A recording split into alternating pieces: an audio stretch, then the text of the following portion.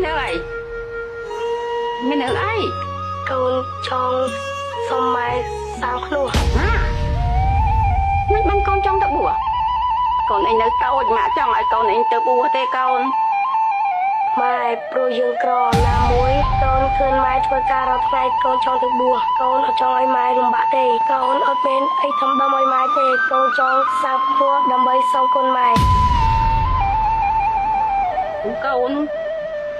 ម៉ែសូមទៅសារកូនឯងឲ្យកូនណាកូនឯងធ្វើល្អគ្រប់យ៉ាងដើម្បីម៉ែកូនឯងមិនថាធ្វើឲ្យម៉ែបបាក់ទេណាកូនណាម៉ែសូមទៅសារបនម៉ែហើយ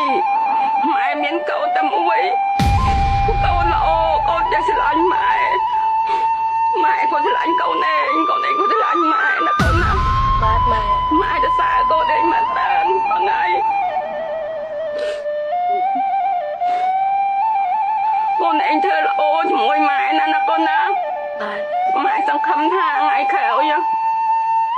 កូនឯងមិនធ្វើឲ្យម៉ែបបាក់ចិត្តដូចគេទេណាកូនណាបាទម៉ែអរគុណកូនឯងច្រើនកូនឯងចេះធ្វើអំពើល្អគ្រប់យ៉ាងជាមួយម៉ែជាមួយអ្នកសិតចិត្តខាងណាកូនណាម៉ែកុំយំម៉ែ